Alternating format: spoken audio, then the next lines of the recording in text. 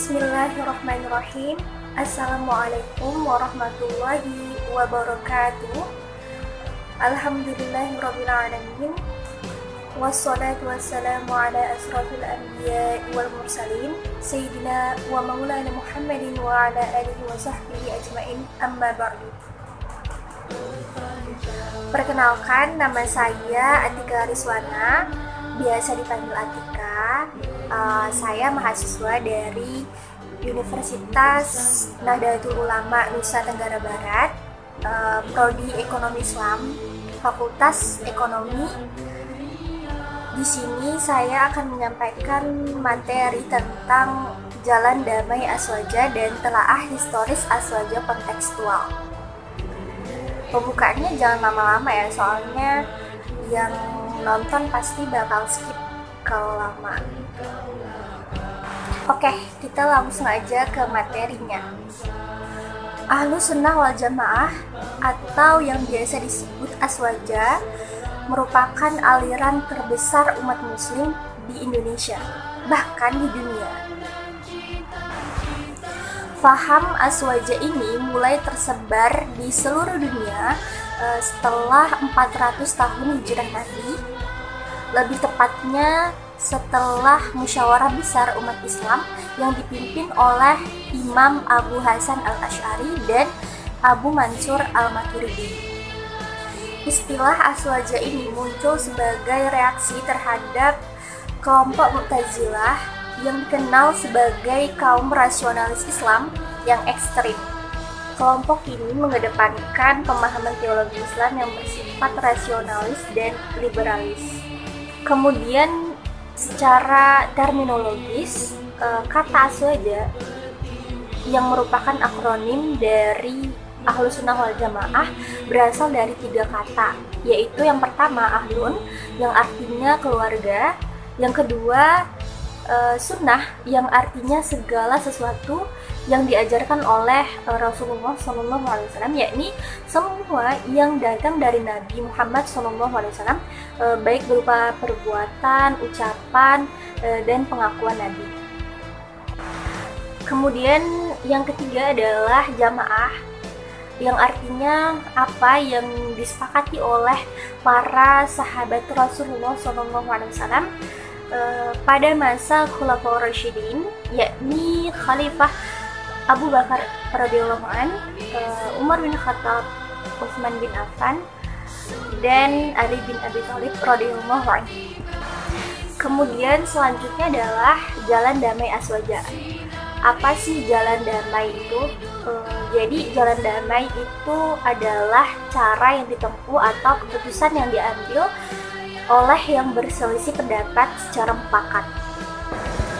Ahlus Sunnah wal Jamaah atau Aswaja membedakan antara teks wahyu atau Al-Quran dan Sunnah, penafsirannya dan penerapannya dalam upaya melakukan tahqiq manat atau memastikan kecocokan sebab hukum pada kejadian, dan takhrij manat memastikan sebab hukum.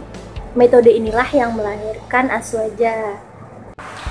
Aswaja menerima perbedaan dan menjelaskan dalil-dalil setiap permasalahan, serta menerima kemajemukan dan keragaman dalam akidah, fikih atau tasawuf. Aswaja juga menyerukan kepada kebajikan dan melarang kemungkaran. Terus mereka juga waspada dalam menjalankan agama. Mereka tidak pernah menjadikan kekerasan sebagai jalan. Aswaja itu berada di jalan cahaya yang terang, yang malamnya seterang siang.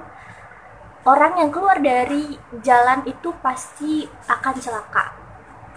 Aswaja tidak memungkiri peran akal. Bahkan mereka mampu mensinergikan akal dan teks wahyu, serta mampu hidup damai bersama golongan lain. Aswaja tidak pernah membuat opini umum palsu atau memprovokasi. Mereka tidak pernah melakukan kekerasan dengan siapapun di jagat raya ini. Aswaja justru membuka hati dan jiwa mereka untuk semua orang, hingga mereka berbondong-bondong masuk ke dalam agama Islam. Kemudian selanjutnya adalah sejarah dan asal-usul aswaja.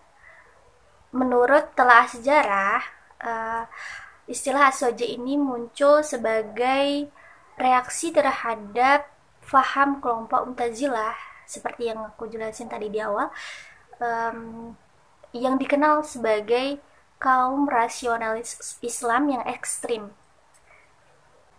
Mu'tazilah ini merupakan golongan atau kelompok yang berpegang teguh pada faham free will. Jadi faham free will itu konsep pemikiran yang mengandung faham kebebasan dan berkuasanya manusia atas perbuatan-perbuatannya. Dalam menghadapi kelompok-kelompok yang ekstrim, Imam Abu Hasan al-Ash'ari dan Imam Abu Mansur al-Maturidi merasa berkewajiban untuk meluruskan kelompok-kelompok tersebut sehingga sesuai dengan apa yang diajarkan oleh Rasulullah SAW kepada para sahabatnya. Dalam menyebarkan faham Mu'tazilah ini, Khalifah Al-Ma'mun melakukan pemaksaan terhadap seluruh jajaran pemerintah dan seluruh masyarakat Islam. Ulama yang tidak mau mengikuti paham Mu'tazilah ini menjadi korban penganiayaan dan beliau dipenjarakan. Dari penentangan dan perlawanan tersebut muncullah ulama Islam, yaitu Imam Abu Hasan al-Ash'ari yang membawa ajaran-ajaran yang mudah diterima oleh masyarakat yang bersifat sederhana, tetapi sejalan dengan sunnahnya Nabi SAW. Imam Abu Hasan al-Ash'ari pada mulanya adalah pengikut paham Mu'tazilah. Akan tetapi setelah mengetahui lewat mimpi bahwa paham Mu'tazilah disebut oleh Rasulullah SAW sebagai paham yang sesat atau yang salah, maka beliau meninggalkan ajaran itu dan mulai membentuk aliran sendiri, yaitu aliran Ahlus Sunnah wal Jamaah.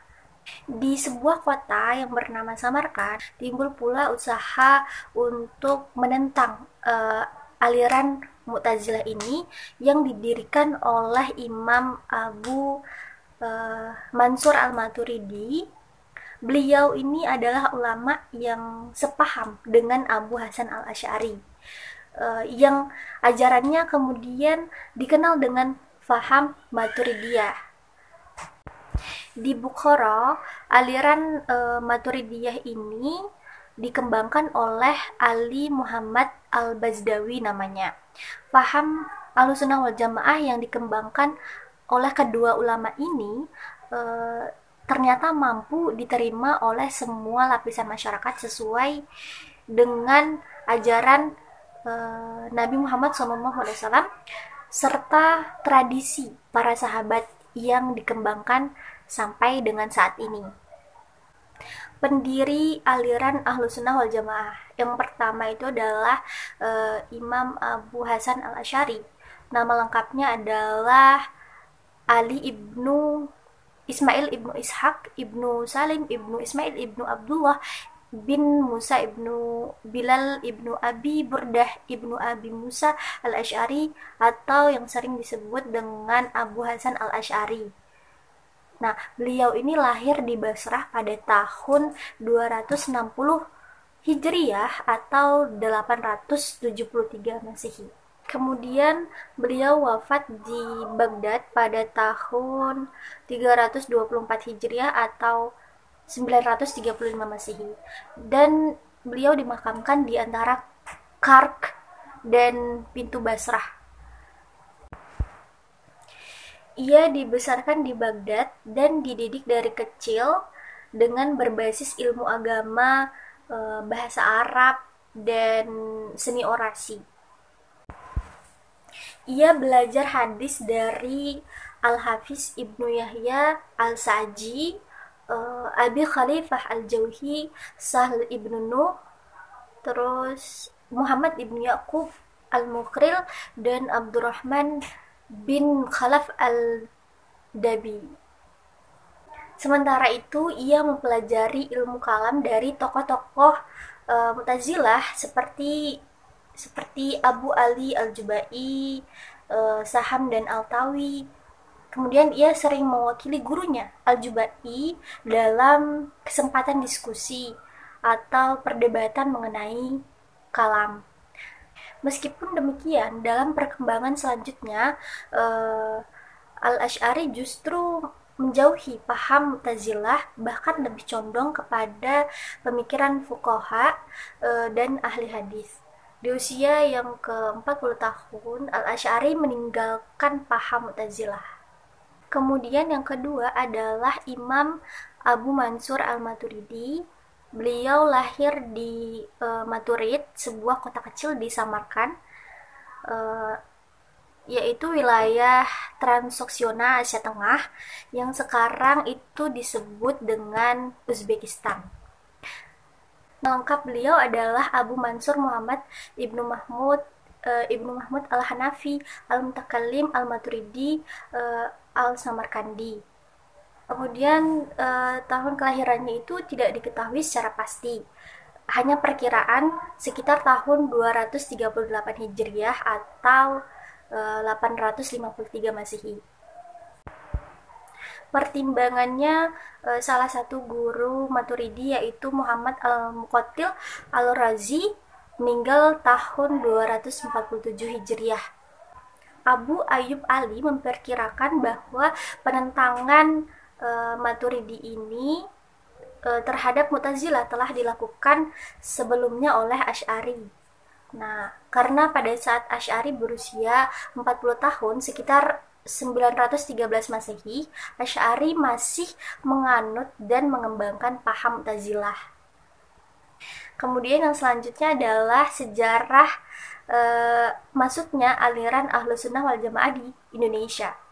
Organisasi Aswaja ini berdiri di Indonesia pada tanggal 27 Desember 1928, tidak lama setelah Sumpah Pemuda pada tanggal 28 Oktober 1928. Secara historis, kedatangan Aswaja sendiri itu dapat dibuktikan dengan adanya bukti-bukti sejarah yang ada, mulai adanya kabar dari Ibnu Battuta mengenai Islam yang ada di Indonesia. Juga nama-nama Raja Samudra Pasai yang cenderung sama dan sesuai dengan nama raja yang beraliran Syafi'i di Timur Tengah, serta ditemukannya makam Siti Fatimah binti Maimun Leran Gresik pada abad ke-11, ditambah pula dengan cerita dari raja-raja Banten yang cenderung beraliran Syafi'i juga. Kecenderungan Aswaja yang beraliran Syafi'i, apabila perhatian kita lebih kepada setting kedatangan Islam di Indonesia ini, ternyata Islam itu datang kebanyakan dari daerah Hadramaut dan Yaman, dan bukan berasal dari Persia yang cenderung bermazhab Hanafi. Nah, sebagaimana dimaklumi, Islam dikembangkan di Indonesia oleh para pedagang. Sambil berdagang itu para mubalik ini menyelenggarakan pesantren-pesantren untuk membentuk kader-kader ulama yang sangat berperan dalam pengembangan Islam pada masa berikutnya.